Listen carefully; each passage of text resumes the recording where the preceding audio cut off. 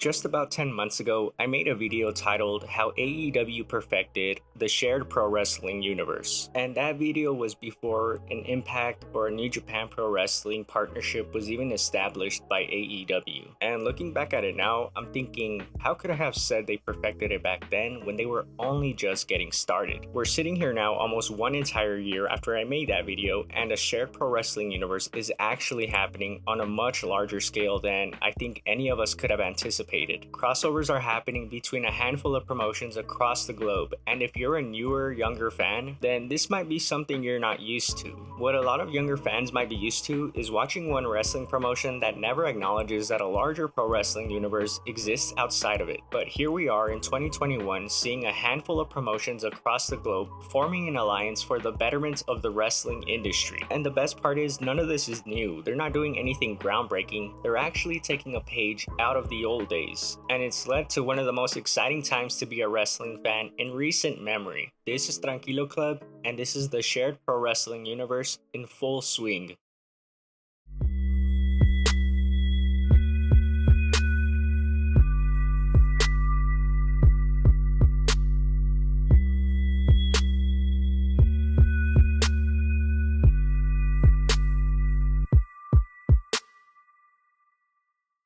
Just a heads up before we dive right in, if you want to see the history of how some relationships for AEW came to be, I do have 2 videos out that I made before, and I'll link those in the description below. You know, sometimes when I'm watching AEW, I think to myself, this company can pass off as the spiritual successor to WCW. I've said it many times before, but growing up, I was a WCW kid, and while I might have been too young to remember most of it, I do think that there's some connections to make there. I mean, the most obvious one being that they're on TNT.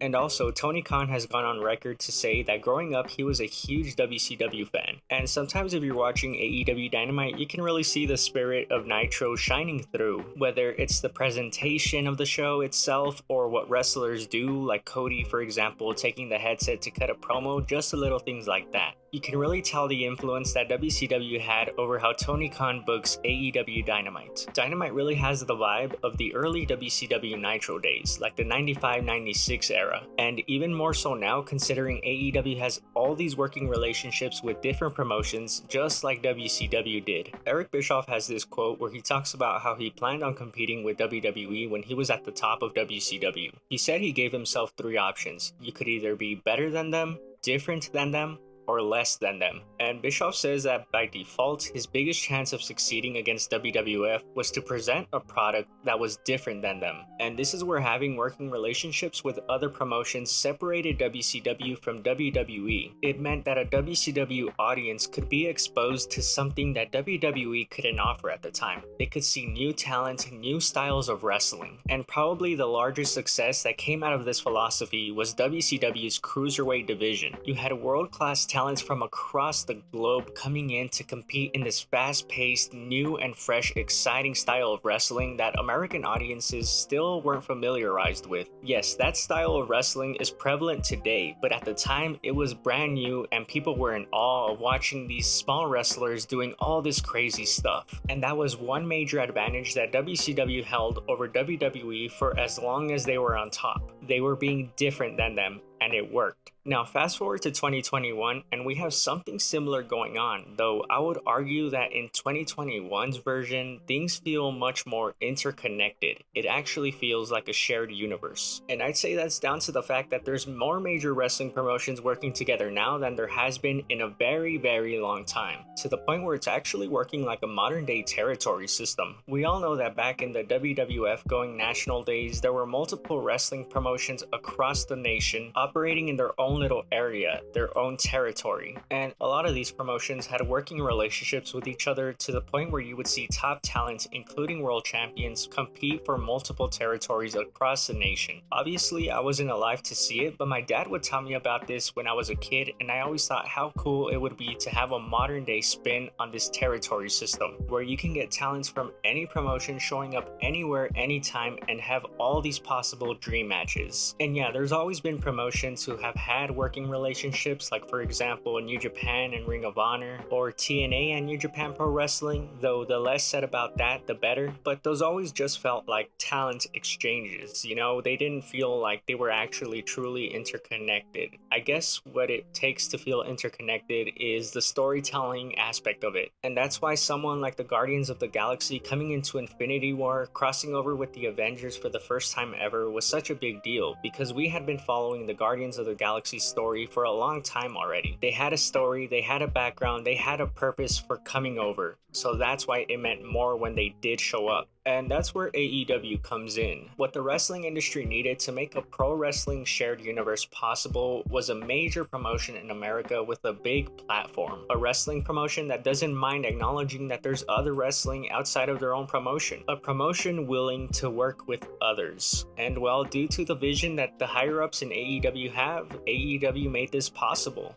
But AEW took it a step further. If you wrestle for All Elite Wrestling, everything that happened prior to your arrival in their promotion is still canon to your character, meaning Dean Ambrose is still canon to the arc of Jon Moxley. Chris Jericho's time in WWE is still canon to his time in AEW. Cody Rhodes' now iconic promo where he says he went from undesirable to ungoddamn deniable makes his time in WWE canon, and it makes for better character development. The story of the Golden Lovers, a story that was told across multiple promotions, still haunts Kenny Omega to this day, even though he's in AEW. And it's because of that wider acknowledgement of a character's background even outside of AEW that all the promotions in 2021 working together is more than just a talent exchange. It's a shared pro wrestling universe because there's stories being told across multiple promotions. When Jay White shows up at an Impact Wrestling show representing New Japan, representing Bullet Club to confront Kenny Omega, it's not just Jay White the wrestler showing up, it's Jay White the character showing up with all the story that he has with Kenny Omega, and therefore the moment means so much more. When you have a Wrestle Kingdom rematch happening for the IWGP US title on an episode of AEW Dynamite where one promotion is adding a chapter to a story that was being told by another promotion,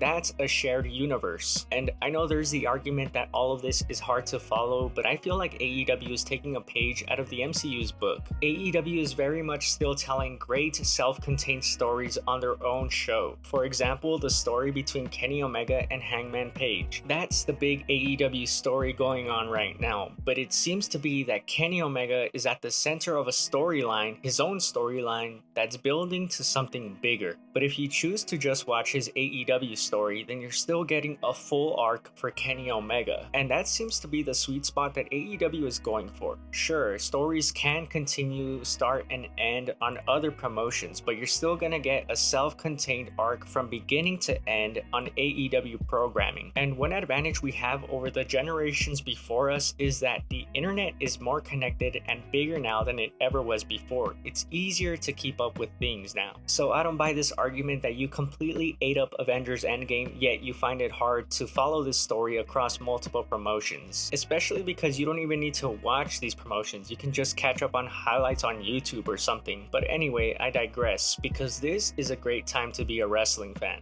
The alliance between AEW, Impact, New Japan, NWA, AAA, and so on and so forth is about as close to a Super Smash Bros. Of wrestling that we can get. When Jay White, a New Japan wrestler, showed up at an Impact show to confront AEW wrestler Kenny Omega, I realized just how crazy the times we're living in now are. I mean, remember when we thought AEW and New Japan would never work together? And now here we are with a full-blown Wrestleverse. And it's not just exciting for the fans, it's exciting for the wrestlers as well, which is why there's rumors that big names want to sign with AEW specifically because of their working relationships with other promotions. The shared wrestling universe is in full swing, yet it's just getting started. There's so much more in store that I feel is going to be big for all the promotions involved. And it's crazy how this was all possible because a major number 2 promotion in America is willing to work with others. These are exciting times, so I suggest we all just sit back, relax, and enjoy the Wrestleverse.